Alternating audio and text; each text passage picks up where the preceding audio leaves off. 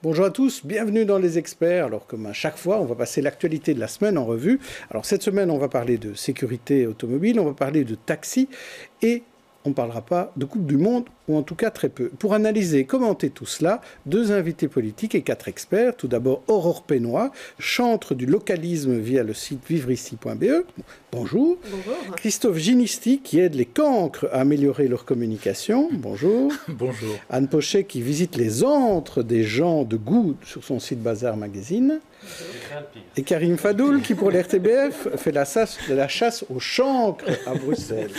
Bonjour Jean-Jacques. Bonjour. Alors, on commence donc avec l'insécurité routière que la commune de Schaerbeek a décidé de prendre à bras-le-corps. Reportage Jean-Christophe Peuzès et Marjorie Félinger. Un véhicule franchissant allègrement un sens interdit. Un camion arrêté au beau milieu d'un passage piéton.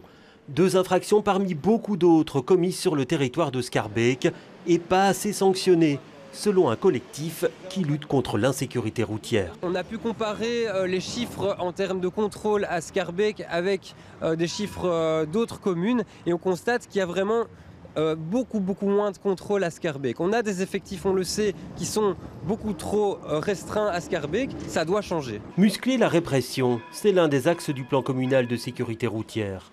Il prévoit une augmentation du personnel policier dédié à la circulation, une intensification des contrôles grâce à des radars supplémentaires, notamment l'installation de radars tronçons boulevard Lambermont et Léopold III, même si sur ce point, les négociations avec la région sont loin d'être terminées.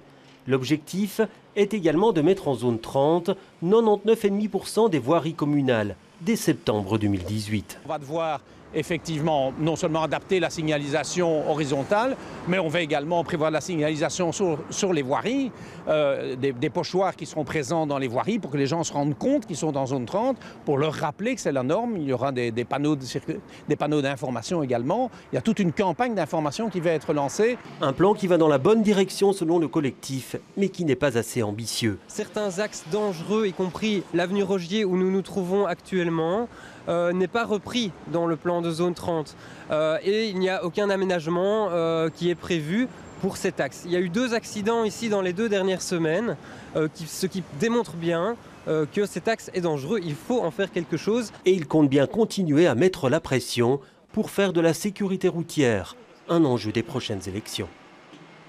Alors effectivement, Aurore Pénois, ce sujet d'insécurité routière, c'est vraiment, ça se retrouve dans l'actualité à peu près tous les jours. Oui, effectivement. Alors, je ne sais pas si Schaerbeek est pire qu'une autre commune, mais disons que les faits assez graves des derniers temps ont effectivement, poussent effectivement à avoir une réflexion là-dessus. Maintenant, je suis très très sceptique sur les mesures qui sont proposées.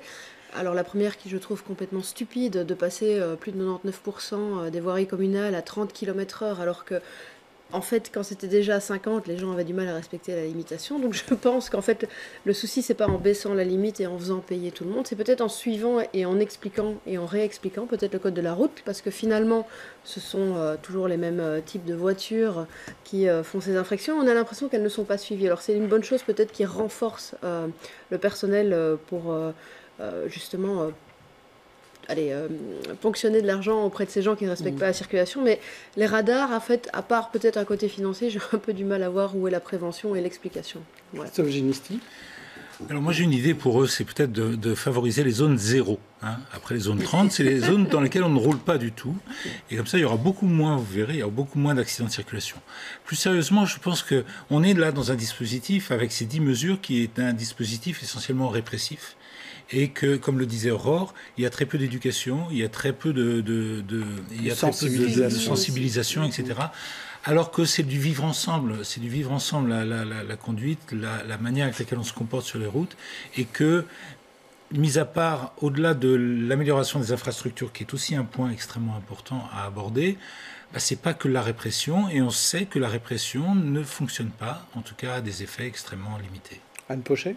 Oui, moi je pense au vélo. Quand on voit ce genre de reportage et qu'on parle de prévention, c'est déjà un minimum d'informations par rapport à tous ceux qui utilisent la route. Bruxelles est particulièrement compliquée avec les rails de tram notamment, ces engorgements, plus les travaux et les premiers qui sont touchés par des débordements inciviques, on va dire, sont les cyclistes. Or là, justement, il ne s'agit pas... ne sont pas à l'abri de faire aussi des infractions, mais au niveau de l'information, ça me paraît une première chose à faire, en tout cas, de s'adresser, de sensibiliser la population à ceux qu'on aimerait voir de plus en plus nombreux sur nos routes. Et vous, Karim Fadou? Moi, je trouve que le plan, effectivement, a l'air ambitieux, percutant. Ceci étant, il intervient après une série d'accidents médiatisés. Il faut savoir qu'il y en avait avant également, qui étaient beaucoup moins médiatisés. Ce plan intervient après une mobilisation citoyenne assez nerveuse, qui a bénéficié de relais auprès de la presse. Et donc, moi, je suis un peu surpris de voir qu'on a été capable en 2 mois de mettre sur pied un plan pour améliorer la sécurité routière à Schaerbeek, comme par hasard, en année électorale. Alors, je ne veux pas dire qu'ils ont fait cela en lien avec les élections. En tous les cas, je me dis que la situation n'est pas pire à Schaerbeek qu'elle a été auparavant, toujours été la même. Des zones accidentogènes à Schaerbeek, il y en a plein. L'axe Waïs-Landermont, Voltaire de Chanel, pour ne citer que cela. Et je me dis, mais pourquoi avons-nous attendu cette année-ci pour pondre un plan? Et on le voit bien, je veux dire, on en discute entre nous, on n'est pas sûr du résultat. Je ne suis pas sûr que là, que le nombre d'accidents va baisser à Schaerbeek suite à ce plan. Eh bien, on va voir tout de suite ce qu'en pensent nos 2 invités, politiques.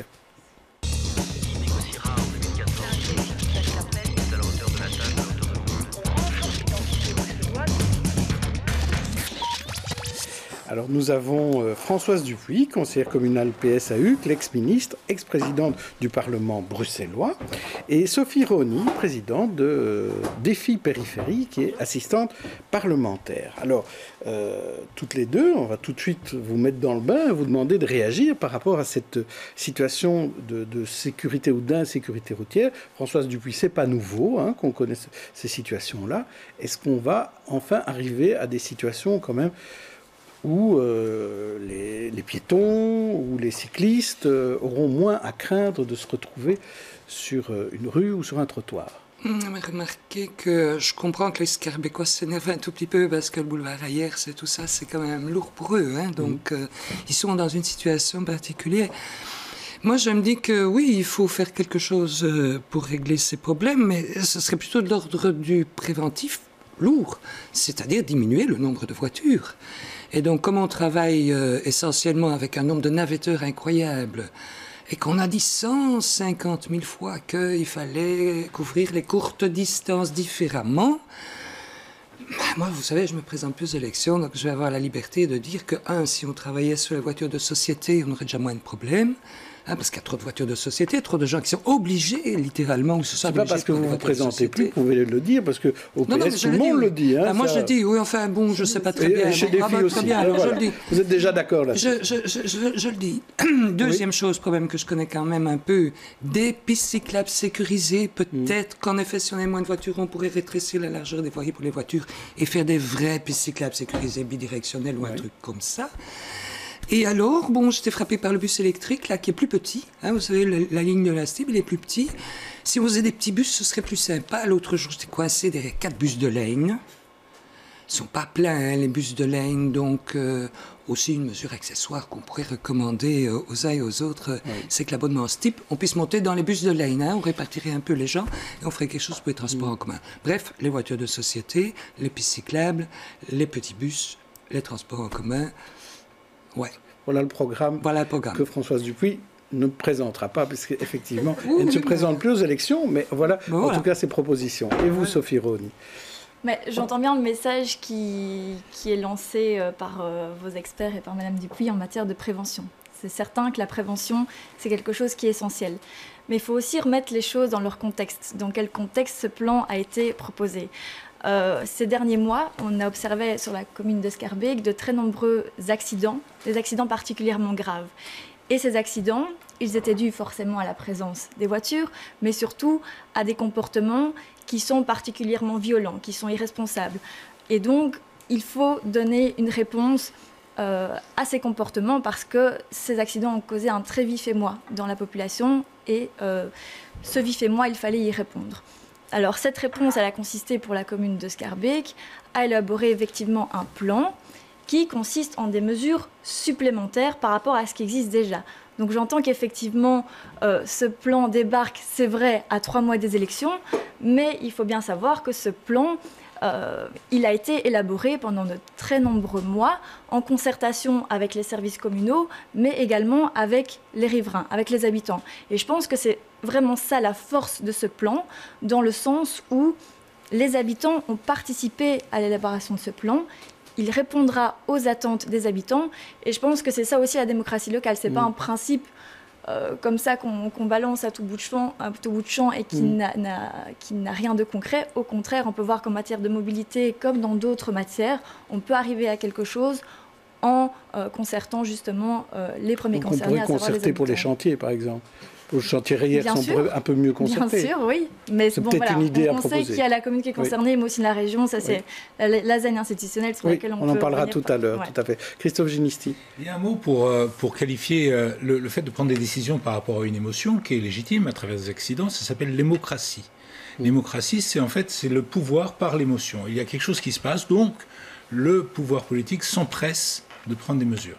Je ne crois pas que ce soit des mesures qui soient effectivement réfléchies. Ce sont des mesures qui sont prises en mode réaction, réactif.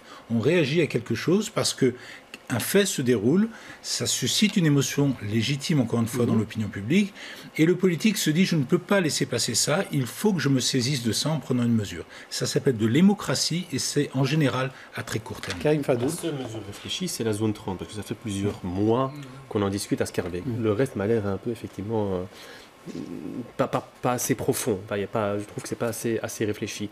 Mais moi, j'ai vécu plus de 35 ans à Scarbeck. J'ai cité tout à l'heure l'axe Mézère, Oaïs, Lambermont.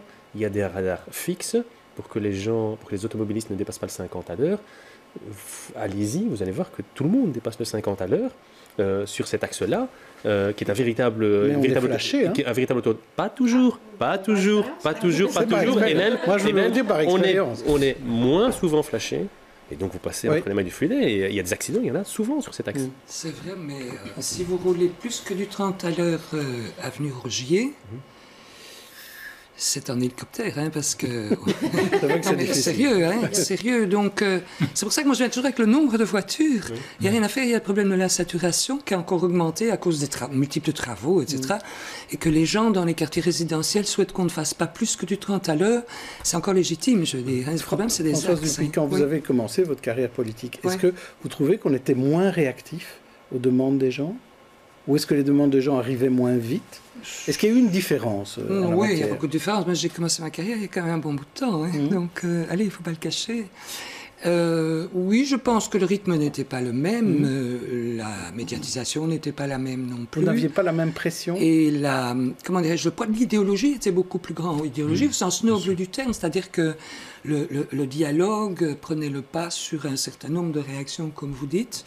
Ou alors l'affrontement prenait le pas, mais en partant de points de vue qui étaient différents. Donc oui, non, c'était différent quand j'ai commencé, c'est sûr. Aurore Pénois ? Oui, je reviens sur cette idée. En fait, j'ai quand même l'impression, pour rebondir un peu sur ce que vous avez dit avant, c'est qu'au final, en fait, on va pénaliser les gens après qu'ils aient commis une infraction. Les accidents qui ont d'ailleurs prouvé, effectivement, les personnes ont été poursuites et autres, mais... Il n'y a pas de pédagogie, alors est-ce qu'on estime que du côté politique, il faut arrêter, il faut juste sanctionner, ou est-ce qu'il y a une volonté d'apprendre ? La pédagogie viendra de la commune, mais aussi des citoyens justement qui ont participé à l'élaboration de ce plan. À partir du moment où les riverains eux-mêmes participent à la réflexion autour de ces mesures, eh bien forcément, je pense que les riverains les accepteront mieux que si elles tombaient de la commune elle-même, et ils les expliqueront mieux avec leurs mots, avec leurs voisins, avec leurs amis, et par conséquent que les mesures seront beaucoup mieux promues que s'ils n'y avaient pas participé. Voilà, donc une sensibilisation par capillarité et réseautage. Voilà ce qu'on a inventé à Scarbeck cette semaine et on ne s'en était même pas rendu compte. Alors on va continuer à parler de mobilité, en tout cas. On va parler de taxis. Les taxis qui entendent répliquer à Uber. Alors ils les attaquent en justice, mais ils ont aussi décidé, certains d'entre eux en tout cas, de créer leur propre application concurrente. Elle s'appelle Victor. Reportage de Marie-Noël Dinan et Morgane Van Hoebroek. L'application Victor Cab, elle est là. Je clique dessus, on est automatiquement localisé. Cela fait 4 ans que ce patron d'une société de taxi bruxellois attend ce moment. l'activation de son application capable de concurrencer la multinationale Uber, mais en respectant la législation. On va à la gare du Midi, voilà, le petit train est là, et là, on a un prix 12,90 € et c'est un prix qui est fixe, pas de surprise. Et moins cher qu'Uber ? Bien sûr, on peut faire le test. Donc ici, on est à 12,90 €, donc c'est un prix fixe, c'est pas un prix dynamique, parce que si vous prenez Uber pendant les heures de pointe, vous payerez x2 et peut-être même x3. En plus du prix fixe, les clients de Victor Cab utilisent le mode de paiement qui leur convient. Pas besoin de carte de crédit.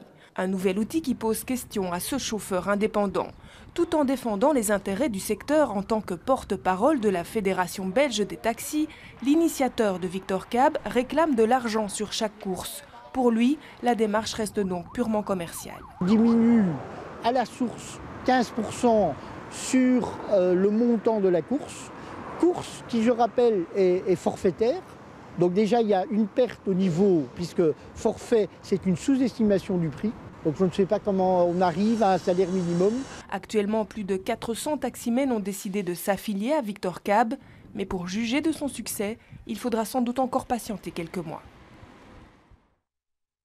Dans cette émission, là, cette fois-ci, c'est peut-être plutôt pour une bonne nouvelle, une bonne idée, une nouvelle application. En fait, forcément, si c'est une application dans le sens, vraiment une application où il n'y a pas de centrale derrière et pas de téléphone, c'est vraiment concurrent à Uber. S'il y a une centrale derrière, c'est aussi une concurrence avec les taxis verts et bleus et autres. Ouais. Si on se met à la place du citoyen, le fait de pouvoir utiliser par une application ou un coup de téléphone un moyen de transport qui désengorge un minimum la ville et qu'on se retrouve comme dans d'autres villes avec une facilité de ce genre-là d'aller à un point A à un point B parce que, suite à d'autres mesures évidemment aussi, il y a une forme de désengorgement, vive les applis. Mais je voudrais quand même rappeler que les grandes sociétés installées qu'on vient de citer ont aussi des applis, et il est étonnant que ces sociétés ne mettent pas plus en avant, ne communiquent pas sur le fait qu'eux aussi peuvent... Vous avez raison, il y a l'application iCab qui Tout à fait, et qui propose aussi des tarifs spéciaux pour la nuit, ou pour des groupes, ou des services partagés. Donc, la communication. Vous avez testé, vous ? Oui, j'ai testé. Alors, il y a une similarité avec Uber qui est absolument criante. Et alors, ce que je trouve intéressant, c'est que ça permet de comprendre une chose, c'est que les grandes sociétés qui font des modèles en disruption comme Uber ou autres, ce ne sont pas des sociétés de taxi, ce ne sont pas des sociétés de transport, ce sont des sociétés informatiques. Et ce qu'il faut comprendre, c'est que tous les opérateurs de cette nouvelle économie, Uber, Airbnb, etc., sont des sociétés qui sont essentiellement des sociétés informatiques. Et donc, que ce gars qui a fait Victor a compris, c'est que si on veut gagner de l'argent, si on veut rester vivant dans ce monde-là, il ne faut pas s'intéresser aux taxis eux-mêmes, au fonctionnement des taxis, mais il faut s'intéresser au moteur informatique qui les permet de naviguer. Sophie Roni, cette nouvelle économie, c'est quelque chose qui vous plaît, que vous utilisez, ou bien vous faites partie de ceux qui préfèrent ne pas l'utiliser ? Non, je comprends l'intérêt, mais je pense qu'une réforme était vraiment nécessaire par rapport à ce secteur. Il n'y en a pas pour l'instant. Je fais un peu partie de la génération Uber. Oui. Et c'est vrai que l'arrivée de Uber à Bruxelles a permis un peu une concurrence dans un secteur qui était jusqu'ici totalement monopolisé par les taxis. Et je pense qu'un tel monopole, c'est jamais sain de manière économique. Maintenant, cette concurrence, elle s'est faite de manière totalement déloyale parce que les contraintes en matière de TVA, en matière de transparence des revenus, n'étaient pas du tout les mêmes et ont permis justement à Uber de pratiquer des prix tout à fait attractifs et qui répondaient aux attentes des Bruxellois qui n'ont peut-être pas envie de s'engager dans l'achat d'un véhicule, mais qui ont besoin de temps en temps d'un véhicule. Et donc une réforme était nécessaire, et c'est vrai qu'avec cette application, on se dit que le secteur des taxis a été capable de rebondir, de se moderniser, d'être plus performant, mais dans le respect de la loi. Mais donc, il donne raison à Uber, quelque part. Ça paraît séduisant, du coup, sur le papier. Ça permettrait une saine concurrence, mais il y a quand même des zones d'ombre, effectivement, notamment au niveau des prix pratiqués. Monsieur explique que le tarif sera inférieur à ce qui est pratiqué aujourd'hui, en tout cas par Uber. On se demande comment, puisqu'il y a une réglementation régionale qui doit être respectée. Avec quel statut pour les chauffeurs, salariés ou indépendants, effectivement, ça change tout. Et donc, il y a une idée séduisante sur le papier, mais il y a des éléments qui doivent être clarifiés. Alors Françoise Dupuis, le PS a beaucoup défendu les taximènes ces derniers mois. Oui. Alors là, est-ce que c'est au profit des taximènes ou pas entièrement? Parce qu'on voit qu'ils ne sont pas tous d'accord entre eux. Non, ils ne sont pas tous d'accord, c'est sûrement pas terminé. Donc moi je vois l'intérêt, dans Victor, je vois l'intérêt que l'on démontre que des taximènes puissent faire ça. Donc qu'on franchisse un peu le gap entre le système existant et cette nébuleuse américaine ou je ne sais pas quoi là, qui ne cotise pas à la sécurité sociale. Parce que fondamentalement c'est ça le problème, c'est ça la concurrence déloyale. Moi je reste quand même toujours avec un œil là-dessus. Alors, je me dis, je réfléchissais, vous imaginez un petit commerçant qui a acheté son étage de commerce, qui a acheté son fonds de commerce, qui développe quelque chose, et puis qui tout d'un coup voit arriver une espèce d'énorme grande surface, on ne lui a pas demandé son avis, à côté de chez lui, et rien ne serait fait pour l'indemniser. Ça ne va pas non plus, les gens sont ruinés. Hein, donc la difficulté... Quand il y a des sites e-commerce qui existent, par exemple, c'est le même cas. Ceux qui ont acheté leur licence, ils sont quand même extrêmement mal mis. Bon, là, il y a des mesures qu'il faut prendre. Il faut prendre des mesures de transition pour passer d'un système à l'autre. Alors ici, bon, voilà, on va voir. Moi, je pense que... Je ne suis pas un grand crack de l'informatique, mais je peux quand même bien comprendre qu'on ne va pas vivre sans son smartphone, sans les applications, etc. On va essayer d'avancer sur des réglementations qui pourraient s'appliquer à tous. Là, voilà, il y a une tentative intéressante, je pense. Oui, je trouve que c'est bien qu'on avance, en fait, qu'ils s'y mettent enfin, entre guillemets. Maintenant, je pense qu'on s'éloigne aussi d'un autre problème. Ça a toujours été cette politique de prix. Il y a la politique sociale autour. Mais je pense qu'il y a un énorme pan qu'on oublie qui a fait le succès de Uber à Bruxelles. C'est à la fois la convivialité des personnes qui conduisaient ces voitures à l'instar de certains chauffeurs de taxi, c'est à la fois aussi la facilité avec laquelle vous pouviez évaluer la personne, le service, le parcours qui a été fait. Et voilà, je pense qu'on va dans la bonne direction. Il y a toute la partie sociale où il faudra encore effectivement réfléchir. Donc j'espère qu'ils n'ont pas dans l'idée que cette politique de prix, parce que sinon le succès de Victor, c'est pas encore gagné non plus. Alors on va passer maintenant à notre brique tête d'affiche. Je vais vous proposer à toutes les deux des personnalités qui ont marqué la semaine et vous allez les choisir. On va commencer par vous, Françoise Dupuis. Je vais vous proposer d'abord, vous allez regarder sur le petit écran qui est devant vous, je vais vous proposer Dries Mertens, qui était le premier diable buteur au mondial. En deuxième position, nous avons Terry Gilliam, le réalisateur maudit du film Don Quichotte, qui est venu ouvrir le festival du film. Michel Forge, le nouveau bâtonnier du barreau de Bruxelles. Et enfin, Annie Cordy, qui vient de fêter ses 90 ans. Alors donc, vous pouvez choisir entre Dries Mertens, Terry Gilliam, Michel Forge et Annie Cordy. C'est un bon panel de personnalités très diverses. Vu que j'ai pas vu Don Quichotte, je voudrais bien y aller, mais j'ai pas vu.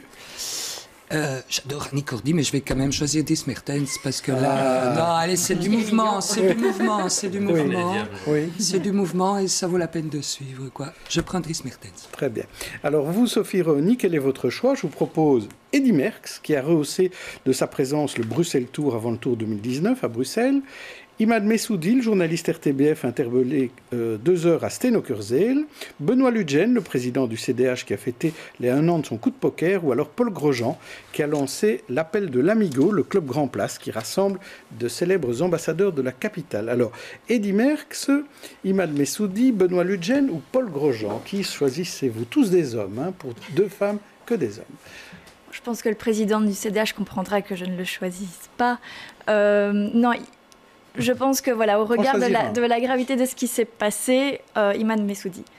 Parce que empêcher la presse d'exercer sa mission fondamentale qui est d'informer les citoyens par rapport à ce qui se passe, et sur un sujet qui touche particulièrement les gens, c'est quelque chose qui est extrêmement choquant et qui n'a pas lieu d'être dans un état de droit, tout simplement. Donc, alors, sur le principe, je crois que vous avez raison, mais il faut savoir que quand même, Imad Messoudi a fait son métier. Il a pu arriver à faire quand même un direct. Et on a pu voir quand même ce qui s'est passé. Il n'a pas pu collecter les informations, à savoir qu'il n'a pas pu filmer le reportage. Il n'a pas pu tout filmer, c'est exact. Il n'est pas le seul à avoir été interpellé, également Julien Plassenbroek et 2 cadreurs et un preneur de saut. Oui, voilà. Ils étaient 5, c'était une équipe de 5. Mais ici, on met une personne en avant, mais vous avez bien fait, Karim Fadoul, de préciser cela. Alors, l'actualité aussi, c'est cette remise en cause un petit peu quasi permanente des institutions à Bruxelles.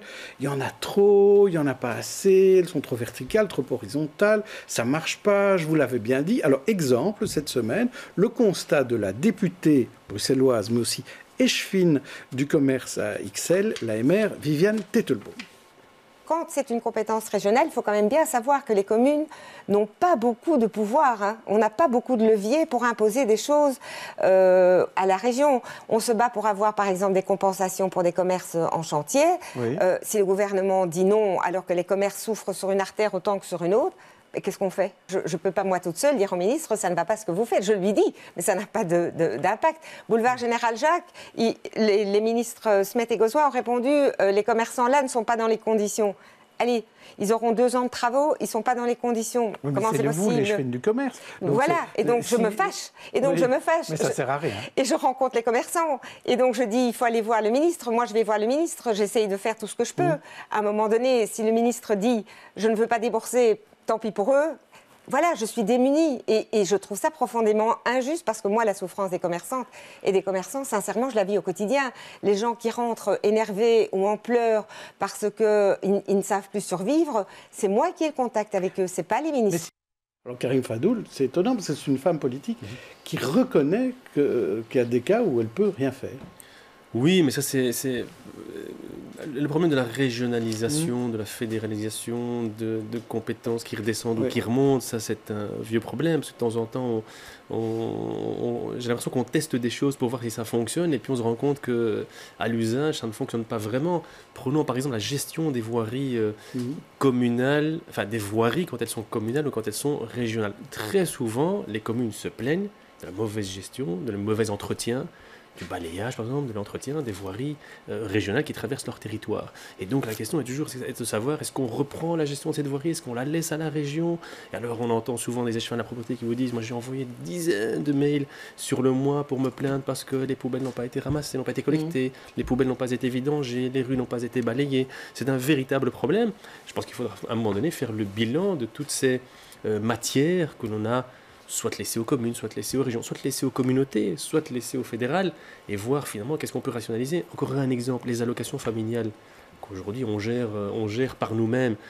Qui est capable ici autour de la table de me dire avec précision comment le système va être géré, présenté en Flandre, à Bruxelles, en Wallonie? C'est devenu un véritable micmac, alors qu'auparavant, c'était plus simple. Oui, mais l'idée, c'est qu'on s'intéresse à ce qui se passe à Bruxelles, en fait, c'est pour ça, et pas chez les autres. Alors, Françoise Dupuis, vous aussi, avec cette vision un peu à long terme que vous avez. Pour dire que ce n'est pas un nouveau problème, en fait, je me suis rappelé que j'étais au gouvernement de la communauté française au début des années 2000, et j'entends encore Nicole Maréchal, qui avait la santé. Une écolo, oui. Oui, elle avait la santé, et il fallait faire une campagne de vaccination, il fallait absolument la faire. Nous devions faire les vaccinations, mais c'était le fédéral qui payait, c'était horrible. C'était vraiment très difficile comme situation. Ça, c'est ancien. Par ailleurs, je la vis aussi ici à Bruxelles directement, parce que je m'occupe de Bruxelles Formation de temps en temps. Et nous sommes très partagés. On est COCOF, mais on travaille avec le VDAB Bruxelles, on travaille avec Actiris, on travaille avec le Forum. Et ça complique les choses, mais ça ne nous empêche pas de travailler. C'est vrai qu'on pourrait vouloir clarifier un certain nombre de choses, notamment les sources de financement, parce qu'il y en a qui sont un peu aléatoires. Donc il faudrait clarifier, mais ce n'est pas insurmontable. Alors moi, la question des institutions, c'est surtout... J'ai lu quelque part, il y a la semaine dernière, je crois, une grande page de Bruno De Wever, vous savez, le frère qui n'est pas d'accord avec l'autre, là. Et ça m'intéresse beaucoup, parce que moi je m'intéresse aux Catalans pour l'instant, et il disait que les Flamands n'étaient pas sécessionnistes. Donc, quand on réfléchit, c'est vrai, les Flamands ne sont pas sécessionnistes, ils sont peut-être nationalistes, ils sont peut-être ceci, ils sont peut-être ça, ils sont peut-être confédéralistes, mais ils ne sont pas sécessionnistes, pas comme certains Catalans. Et donc, l'idée est la suivante, si on veut refédéraliser un certain nombre de choses, pourquoi? Le discours, il est évidemment à la mode, hein. On a trop de ministres, ça ne marche pas, on n'en sort plus. Oui, mais est-ce que ce ne serait pas un peu plus simplement, parce que finalement, je m'excuse de le dire, les Flamands occupent à peu près tous les rouages de l'État. Et actuellement, n'en déplaise certains partis, le parti de gouvernement qui est au gouvernement est avec eux. Et donc, c'est quand même très simple de lancer maintenant quelque chose qui dirait, allez, on va refédéraliser, on est nouveau. Ça va être pire, vous voulez dire, c'est ça? Ah non, je veux dire que les motivations ne sont pas celles qu'on lit dans les journaux. C'est pas parce que c'est trop compliqué, c'est pas parce que, dans mon idée, au moins réfléchir. C'est pas parce que c'est trop compliqué, qu'il y a trop de ministres, que ça marche pas. C'est parce que ce serait bien utile d'avoir une surface plus grande et que les Flamands, bon, finalement, gèrent tout le pays. Ça va pas marcher, hein, c'est pas ça la question. Mais, je crois pas, je suis pas sûr. J'en sais rien à dire vrai. J'en sais rien à dire vrai à Bruxelles. Moi, j'ai connu, Françoise Dupuy, on a quand même dire. connu un État CVP en Belgique, au moment où il n'y avait pas beaucoup de régionalisation. Voilà, c'est ça. Là, les Flamands dirigeaient le pays. Eh bien, est-ce que vous croyez que ça n'étende pas de nouveau un peu? On n'en sait rien. Mais qu'est-ce qu'on a fait entre les deux? C'est peut-être ça la question. Au moins, gardons cette hypothèse à l'esprit. Mais donc, moi, c'est un débat, en fait, qui, je pense, énerve tout le monde et qui m'énerve moi-même aussi. Pourquoi? Parce que ce sont précisément les partis qui ont voté la 6e réforme de l'État qui s'en plaignent aujourd'hui et qui considèrent qu'il faudrait peut-être revenir en arrière. Alors que, en ce qui concerne mon parti, on les avait mis en garde. On avait dit que cette régionalisation à outrance, elle aurait des effets pervers et elle concernerait tout le monde. Et donc, c'est quelque chose qui a terni l'image du politique auprès du citoyen, l'image qu'il faudrait peut-être commencer à redorer en balayant devant notre porte, et aussi l'image de notre pays avec cette lasagne institutionnelle, avec notamment les coûts inutiles que ça a engendré. Par rapport aux allocations familiales, clairement, ça a eu des effets pervers au regard des enfants. On savait qu'avec cette régionalisation, un enfant n'égalerait plus un enfant. Et on le voit malheureusement aujourd'hui, à savoir qu'il y a une égalité de traitement entre les enfants selon leur région et selon leur date de naissance, puisqu'il y a eu toute cette polémique selon les modalités du système en Wallonie et à Bruxelles. Et donc, on voit que ça pose problème, notamment de manière pratique pour les familles recomposées, les familles qui sont un jour amenées à déménager de Bruxelles vers la Flandre ou inversement. Et donc, effectivement, il y a une réflexion à avoir. En matière de mobilité aussi, on en a parlé tout à l'heure. Avec la 6e réforme de l'État, on nous a dit « mais ne vous inquiétez pas, parce qu'à côté de ça, on va créer la communauté métropolitaine qui va permettre de resserrer les liens entre Bruxelles et sa périphérie. » Je suis moi-même de la périphérie et j'observe que la communauté métropolitaine, elle n'existe pas. Et il n'y a absolument rien qui a été mis en œuvre pour coordonner la mobilité entre les niveaux de pouvoir et entre les régions, d'autant plus que le ministre de la Mobilité, François Belot, estime lui-même que la régionalisation de la mobilité a été complètement contre-productive. Oui, il veut pour l'économie refédéraliser. belge, on parlait des commerçants. Oui. Effectivement, c'est quelque chose qui est contre-productif. Et j'ai un exemple très concret de cela. Dans une commune voisine à la mienne, à Bercel, il y a un jeune qui a passé son permis de conduire théorique à Bruxelles et pratique en Wallonie, suite à quoi il présente ses résultats à la commune de Bercel et la commune de Bercel lui dit « non, vous n'avez pas passé vos examens en Flandre, vous n'aurez pas votre permis de conduire ». Et ça, c'est une conséquence très concrète qui touche directement les gens de ce genre de... Votre exemple est intéressant, Sophie Rony. C'est exactement ce que demandent les taximens. Ils en ont marre que des gens d'Uber aillent passer des licences en Wallonie et disent « eh bien, à Bruxelles, on doit les refuser ». Donc, vous voyez, d'un côté, c'est un scandale et de l'autre, ça n'en est pas. Françoise Dupuy. D'une certaine manière, les allocations familiales, oui, c'est un problème de les avoir régionalisées peut-être, mais à Bruxelles, ça permet quand même de tenir compte d'une sociologie qui est infiniment différente et qui concerne beaucoup les enfants, parce que c'est une région très, très, très, très jeune, pas du tout comme la Flandre. Donc la politique ne va pas être forcément la même, mais je sais que la tentation qu'on fasse tout partout la même chose était grande dans certains partis, mais je crois qu'il fallait quand même utiliser cet instrument au bénéfice des Bruxellois, et je pense que ça a été fait. Mais je voudrais dire une autre chose.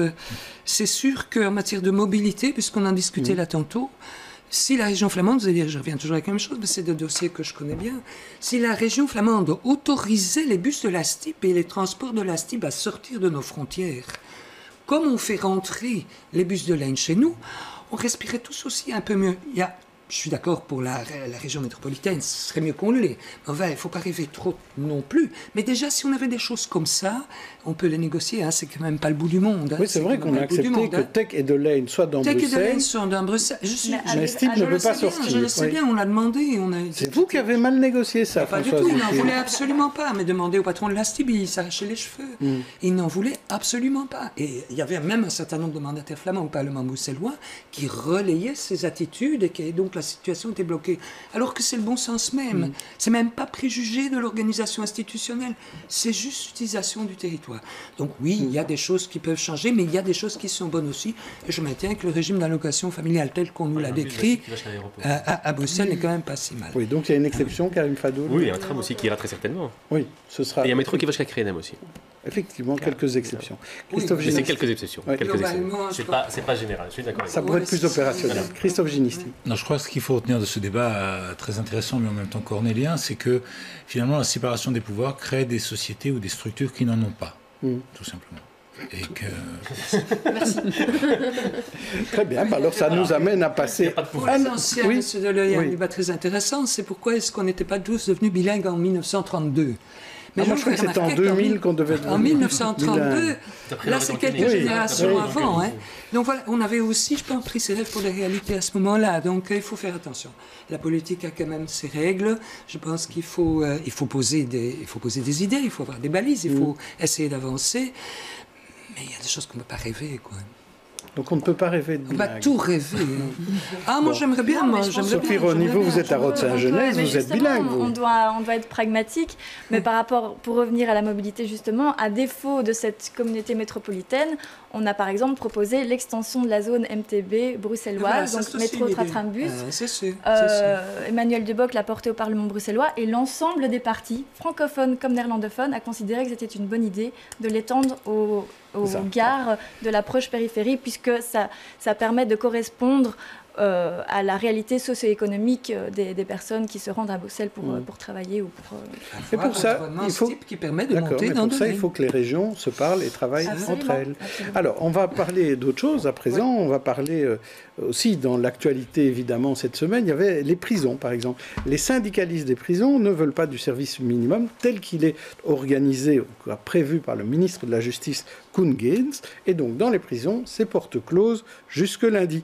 Les négociations ont échoué pour l'instant. Jean-Christophe Peuzès et Yannick Van Ganbeek, c'était lundi. Ce sont des syndicats en colère qui se rencontraient ce matin. Colère face au projet de service minimum dans les prisons du ministre de la Justice. Il permettrait, dès le 2e jour de grève, une réquisition des agents pénitentiaires s'il n'y a pas assez de personnel volontaire, 48 heures avant le début du mouvement. Inacceptable pour le Front commun. C'est une attaque frontale du droit de grève et surtout, et excusez-moi du terme, mais c'est vraiment ça que ça veut dire, c'est vous allez travailler mais vous fermez vos gueules. Et ça, c'est inacceptable pour la CGSP et pour l'ensemble du Front commun. On va décider prison par prison quelles tâches doivent être faites, combien de personnel ça engage. On va demander la liste des volontaires. Et quand il n'y aura pas suffisamment de volontaires par la liste, pour remplir, je vais dire, la liste minimum établie, donc on fera des réquisitions. Mais donc alors, voilà, clairement, le droit de grève est très, très limité. Le ministre dit agir suite au constat posé par le Comité européen pour la prévention de la torture, qui a épinglé à plusieurs reprises la Belgique pour le traitement inhumain réservé aux prisonniers en cas de grève.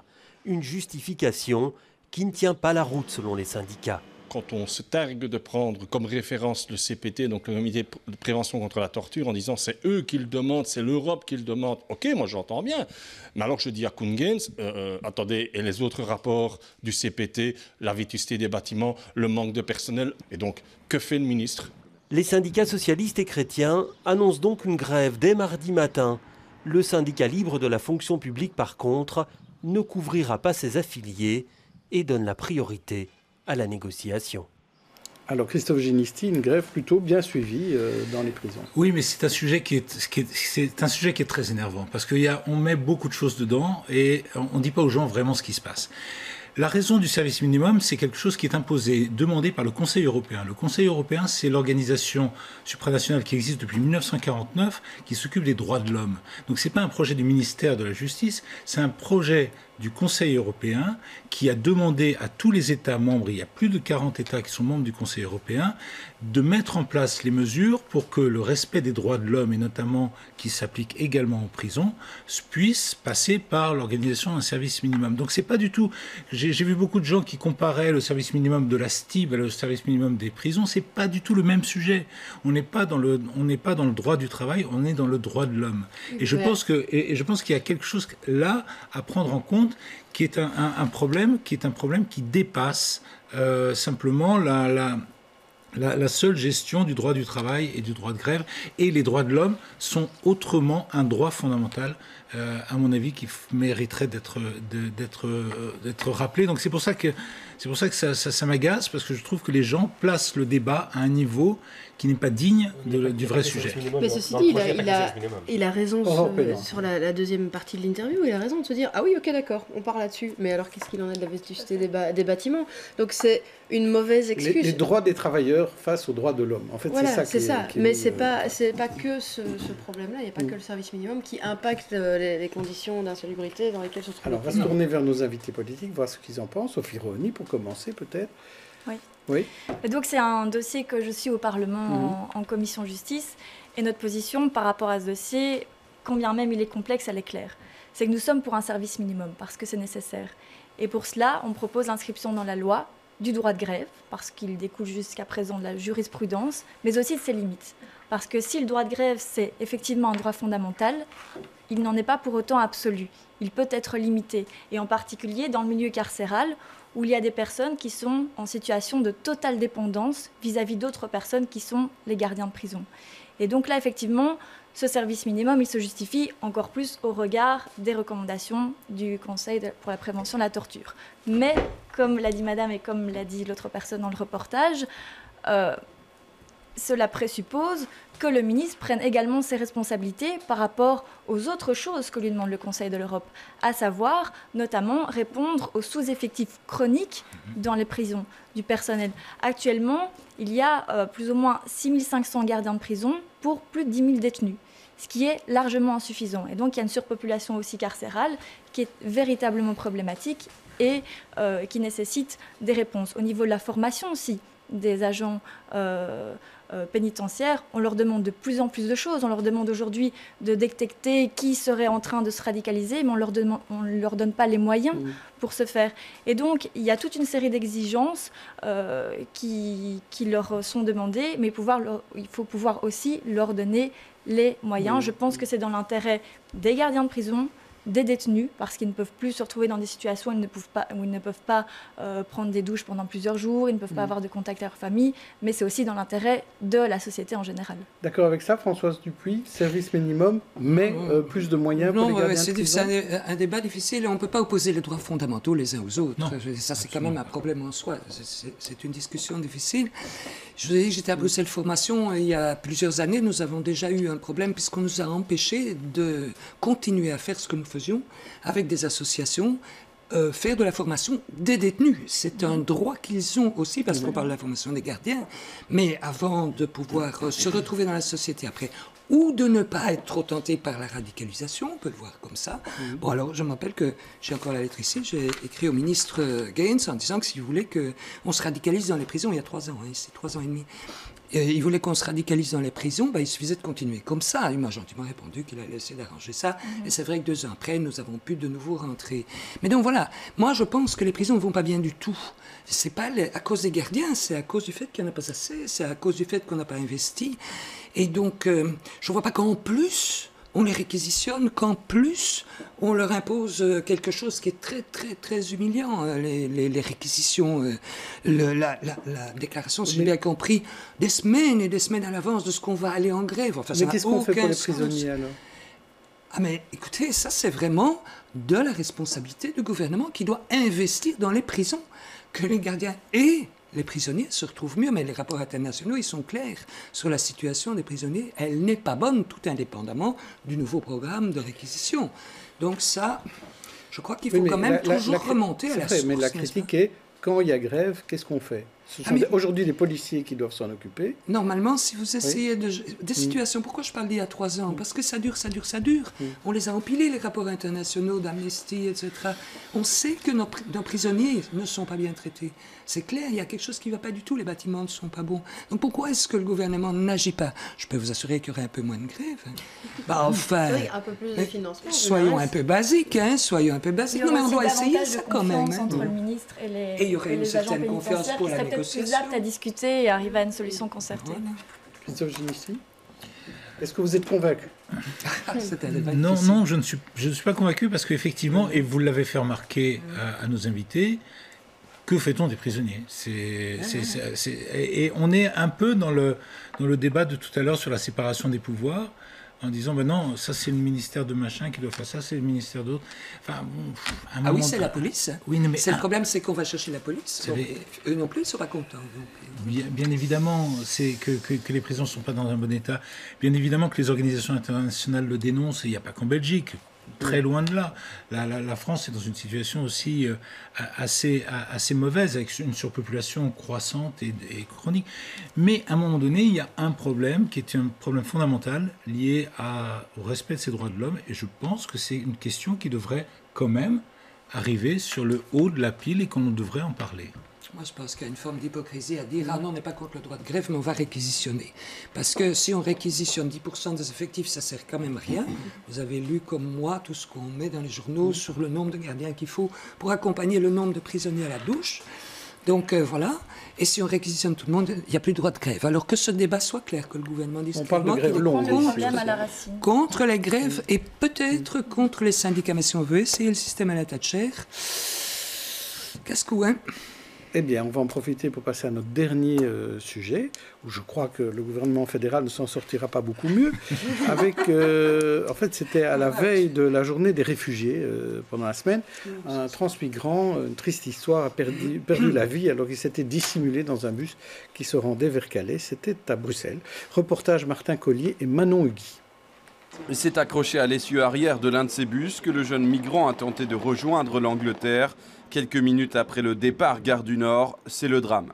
Il s'agirait donc d'un jeune homme de 20 ans qui s'est accroché donc en dessous de ce bus qui partait de la gare du Nord pour se rendre à Calais et puis sans doute en Angleterre.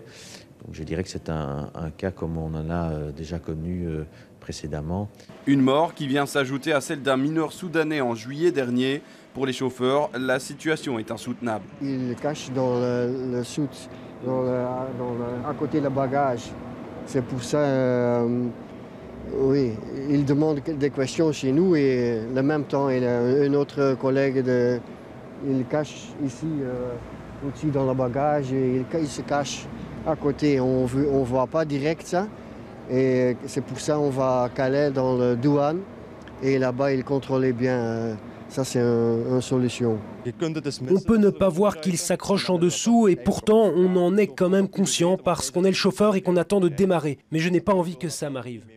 Du côté de la zone de police nord, on se dit conscient du problème.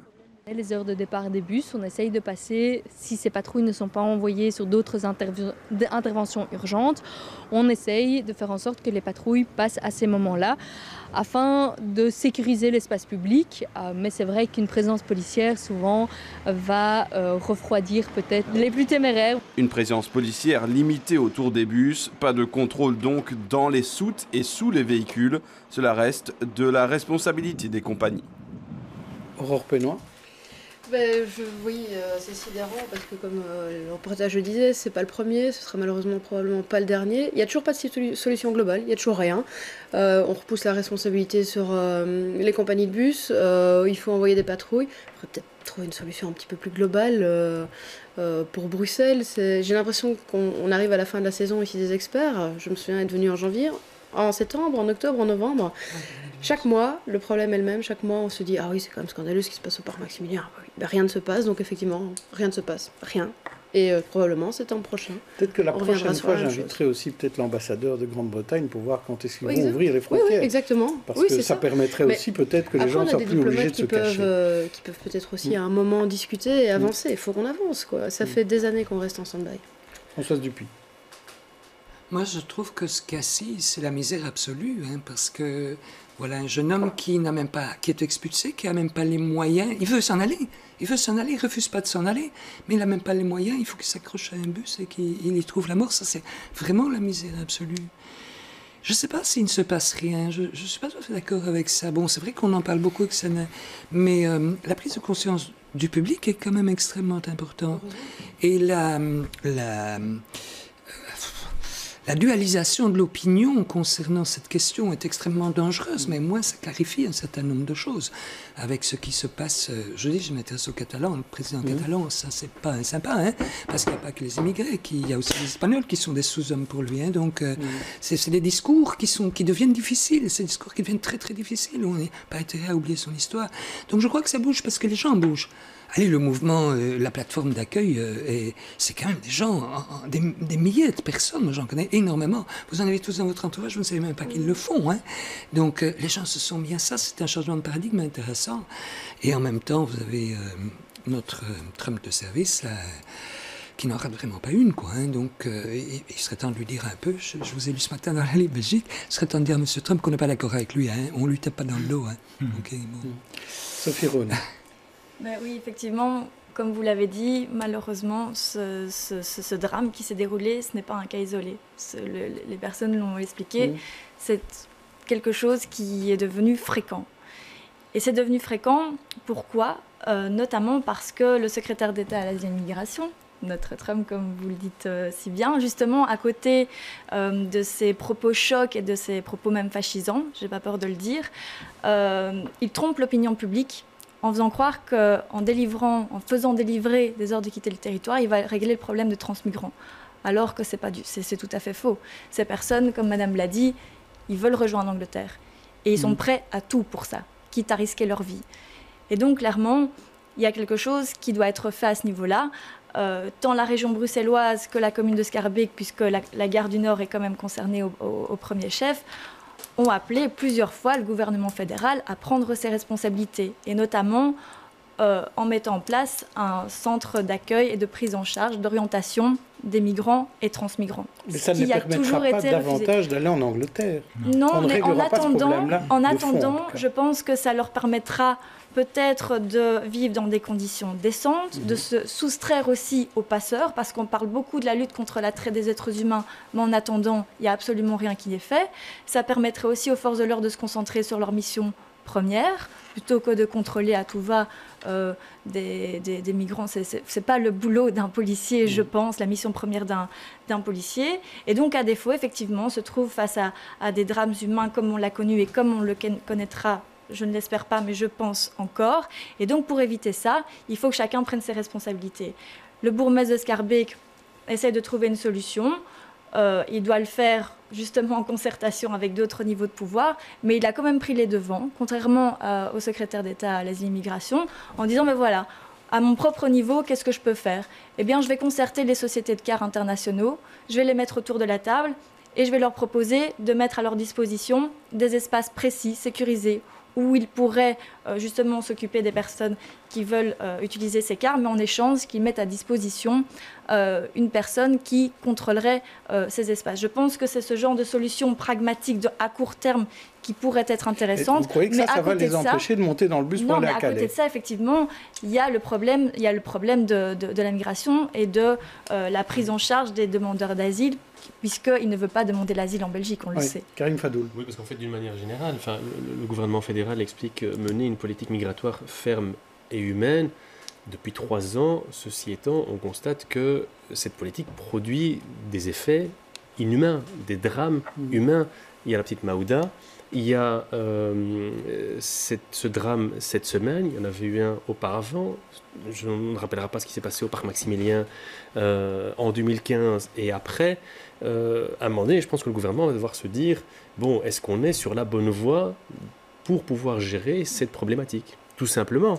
Et pour l'instant, au vu des drames qui s'accumulent, peut-être matière à remettre le travail sur le métier. Un petit mot de conclusion pour Françoise Dupuis. Juste pour dire que moi, je parlais du vrai Trump. Je suis d'accord avec vous, je n'aime pas l'autre non plus. Mais c'est du vrai Trump que je parle. Parce que je pense que pour résoudre ces problèmes, toujours un tout petit peu de recul, investir là d'où ces gens viennent pour les aider là où ils sont. Le monde est encore assez vaste. Et empêcher les Américains de consacrer autant d'argent à leurs dépenses militaires. Hein. Ça ne leur ferait pas de tort de pouvoir avoir accès à la couverture maladie universelle. On passe au coup de cœur. Bien.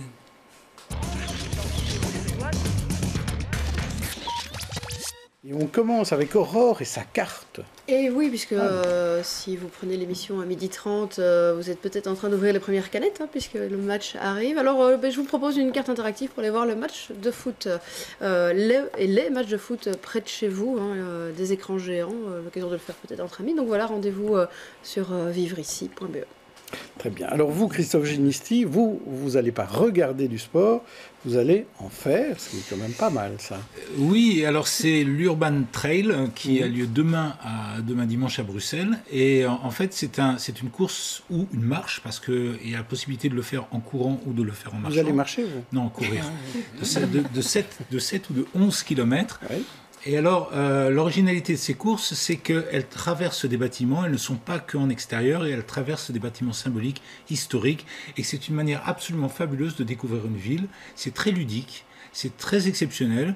On va courir dans un musée, on court dans une galerie, enfin c'est vraiment très intéressant, et il y en a partout en Europe. On courra peut-être dans le musée d'Anne Pochet. Voilà, le musée de la mode et dentelle, en fait, où la Cambre, pour la première fois, va exposer sa vision de la mode, avec une vision assez politique par ailleurs, puisque c'est un centrage sur mai 68 et toute la promenade singulière du vêtement et parfois du non-vêtement, c'est-à-dire jusqu'à la nudité. Tous ces questionnements fait un grand talent par la Cambre Mode, dont la réputation n'est plus à faire, mais à voir par tout le monde, puisque pour une fois, c'est grand public et pas uniquement dans le défilé réservé aux élites. Et peut-être que notre ami Christophe, en courant dans l'Urban Trail, ira jusqu'à la rue Royale. Je pense pas. pas. En tous les cas, rue Royale, il y a moyen de découvrir de Ultimate Hallucination, qui est le nouveau nom de Ultima Hallucinasi, pardon. Oui.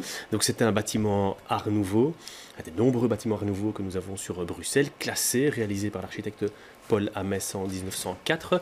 Ce bâtiment a été racheté par des investisseurs polonais qui le relancent sous la forme d'un restaurant. Alors, au-delà de la carte, chacun pourra avoir son appréciation. Ce qu'il y a de bien, c'est qu'on a un super bâtiment, un beau bâtiment qui rouvre à nouveau au public, et il faut aller voir parce que c'est assez exceptionnel. Il y a du Macintosh à l'intérieur. Enfin, c'est vraiment... C'est de l'art nouveau flamboyant, quoi. Rue Royale, Saint-Josse. On est sur Saint-Josse. Voilà. Et moi, mon coup de cœur, c'est Wannsee de Fabrice Lehenanff chez Casterman. L'auteur de cette BD décrit l'horrible conférence contenue des hauts responsables nazis destinés à organiser l'Holocauste. C'était donc à Wannsee, le Hucle de Berlin. 15 nazis dirigés par Heydrich et Eichmann qui règlent en 2 heures le sort de millions de juifs. Le dessin est aussi glaçant que le texte basé sur les minutes de la réunion. C'est une lecture quasiment obligatoire. Alors très rapidement, vous aussi Françoise Dupuis, un conseil Hucle Wannsee, bon, ok. Hucle très contrasté, entendons-nous bien. Mon coup de cœur, les locaux qui ont été ouverts par le CPS de Bruxelles-Ville pour permettre aux étudiants de faire des études, un blocus dans de bonnes conditions. Pour la seconde cesse. Mais je ne sais pas, mais on m'a dit qu'il y avait 5000 étudiants qui avaient utilisé cette facilité. C'est une idée géniale, il fallait y penser. C'est un des gros problèmes pour étudier. Les bibliothèques sont pleines, les maisons sont petites. Et donc ça, c'était une initiative géniale. Une phrase pour Sophie Rony. Oui, mais donc à Rode-Saint-Genèse, on a les apéros les mercredis et vendredis. C'est un événement festif qui est assez familial, qui permet aux gens de se retrouver, communauté flamande comme francophone, et voilà, tout le monde s'y retrouve. Le Grand Bruxelles, et voilà, et également les matchs des Diables sont bien évidemment diffusés. Merci à tous, merci à tous, invités et chroniqueurs. Bon week-end, on se retrouve la semaine prochaine pour la dernière émission de la saison. Au revoir.